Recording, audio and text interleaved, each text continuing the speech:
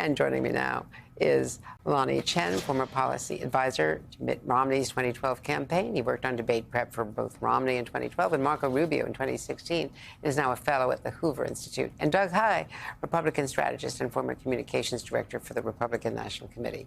So, Doug, this debate could go a number of ways. It could be calm and measured. It could unravel. It could be a little bit of both.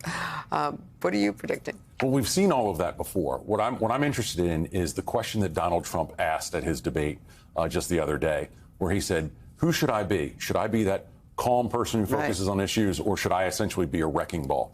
We know that he does wrecking ball very well, very effectively.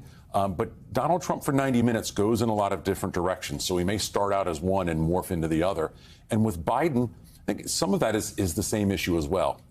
I remember very well the State of the Union address, where Biden was loud and forceful, had a lot of back and forth with Republican members of Congress that benefited him. And a lot of Democrats said afterwards, well, this is a game changer. The reality is the game didn't change. And if Biden does well on Thursday night, the game doesn't change either. This is a 162-game season, and both of these candidates need to look as well as they can every step of the way, especially given their age.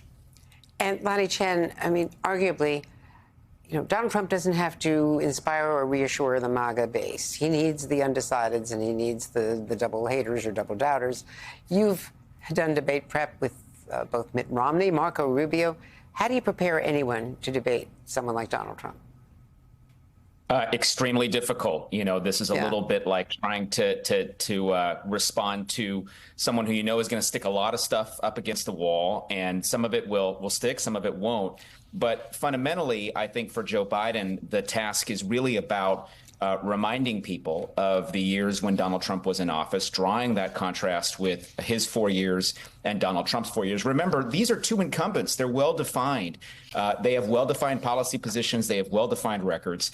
And really, it is about drawing that contrast. And I think for Trump, the focus really needs to be on issues. And this will be a challenge for sure.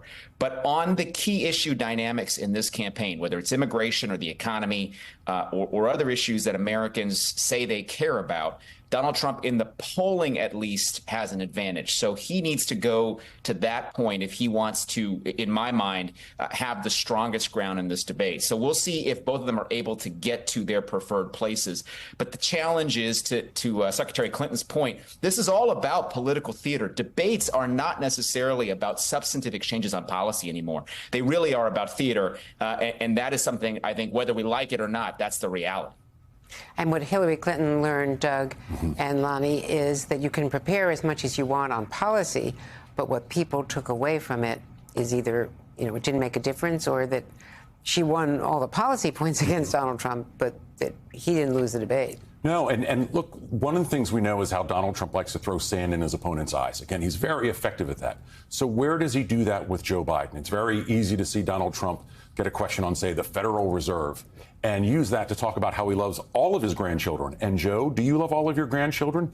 And to use that as a talking point over and over again. I think Lanhee's right. I often think Lanhee is right, that Trump needs to talk about those issues where he's beating Joe Biden in the polls, immigration and the border, and costs and prices especially. Biden has to address that as well, because he's in such a deficit on that. And when you talk to the 25% of voters who are double haters, they're viewing this election sort of as the movable object against the resistible force. If one of these can stand strong in Tuesday night, it's not a game changer, but it sure helps them moving forward. Hey there, MSNBC fans. I'm Luke Russert, and be sure to join me, Rachel Maddow, Jen Psaki, Lawrence O'Donnell, Steve Kornacki, Joy Reid, and many more September 7th in Brooklyn, MSNBC Live Democracy 2024. Click on the link for ticket information. We will see you there.